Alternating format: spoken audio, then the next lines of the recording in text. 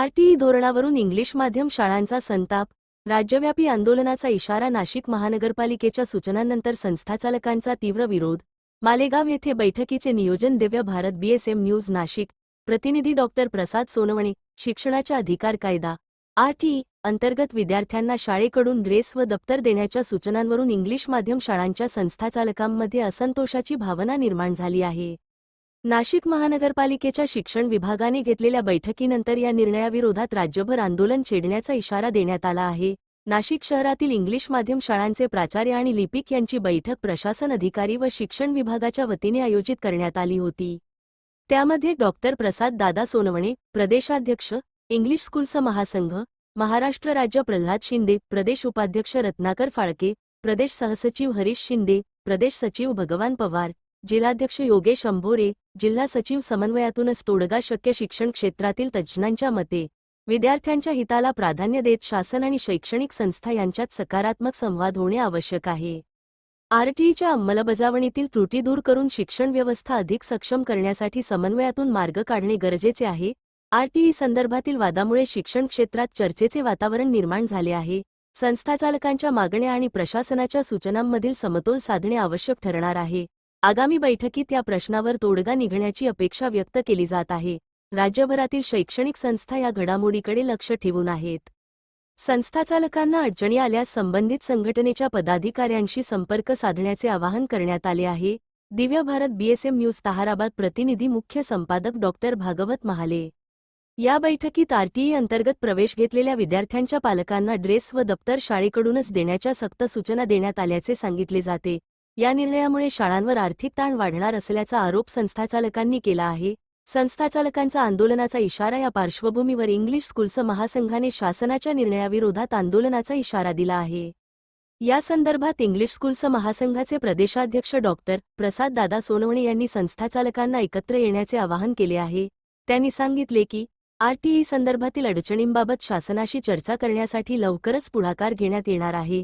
या विषयावर चर्चा करण्यासाठी रविवारी सकाळी दादा भुसे यांची मालेगाव येथील निवासस्थानी भेट घेण्याचे नियोजन करण्यात आले आहे.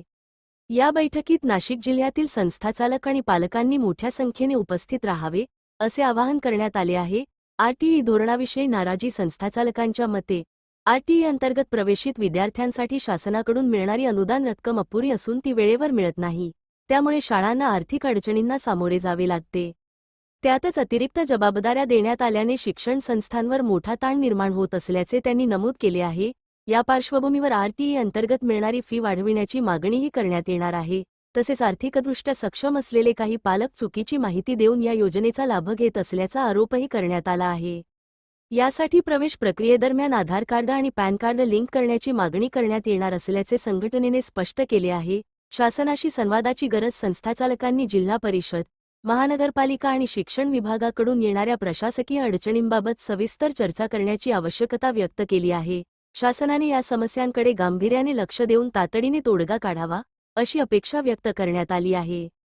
तसेच संस्थाचालकांनी कोणत्याही अधिकाऱ्यांच्या दबावाला बळी न पडता एकजुटीने आंदोलनात सहभागी होण्याचे आवाहन केले आहे. हे आंदोलन राज्यव्यापी स्वरूप धारण करणार असल्याची माहितीही देण्यात आली आहे. प्रशासनाच्या भूमिकेकडे लक्ष. दरम्यान नाशिक महानगरपालिकेच्या शिक्षण विभागाने विद्यार्थ्यांच्या हितासाठी आवश्यक त्या सूचना दिल्या असल्याचे सांगितले जाते. आरटीई कायद्याचा उद्देश वंचित व दुर्बल घटकांतील विद्यार्थ्यांना गुणवत्तापूर्ण शिक्षण उपलब्ध करून देणे हा आहे. त्यामुळे या विषयावर प्रशासन आणि शिक्षण संस्था यांच्यात समन्वय साधून तोडगा काढण्याची गरज व्यक्त होत आहे. काय आहे आरटीई कायदा?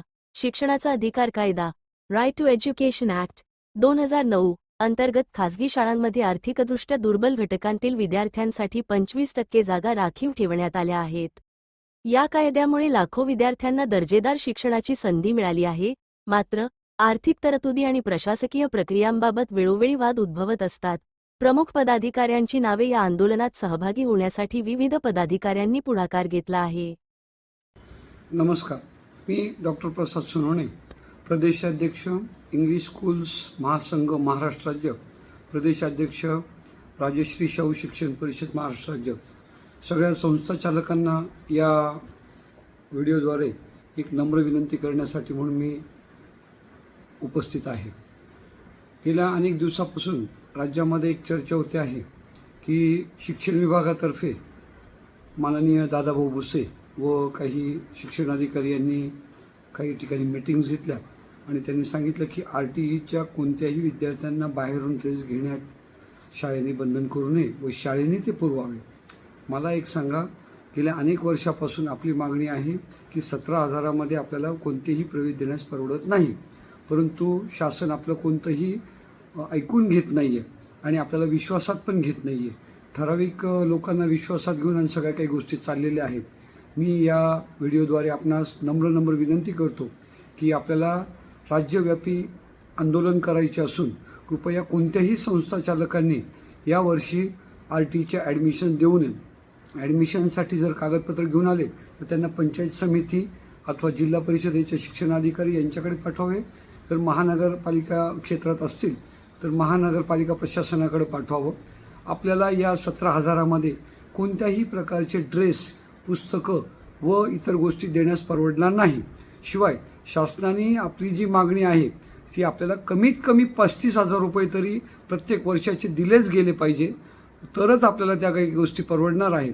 ज्या शाळेंची फी कमी असेल त्या शाळांना भले तुम्ही कमी द्या, परंतु ज्या शाळांची फी जास्त आहे त्यांना मिनिमम 35,000 ते 40,000 रुपये दिलेच गेले पाहिजे. शिवाय आपणास प्रशासन अधिकारी व जिल्हा परिषद शिक्षणाधिकारी, गट शिक्षणाधिकारी यांच्याकडनं जो काही मानसिक त्रास सारखा होत असतो तो त्रास आपणास होऊ नये यासाठी सुद्धा आपणास प्रयत्न करायचे आहे. यासाठी म्हणून मी वैयक्तिक माननीय दादाभाऊ भुसे यांना भेटणारच आहे, परंतु आपल्या संघटनेमार्फत मी लवकरच निवेदनही देऊन आणि त्यांच्याशी चर्चेसाठी आपल्या पदाधिकाऱ्यांना पाचारण करण्यात यावे किंवा मंत्रालयामध्ये एक मीटिंग सगळ्या अधिकाऱ्यांसमोर घेण्यात यावी यासाठी म्हणून मी आग्रही आहे.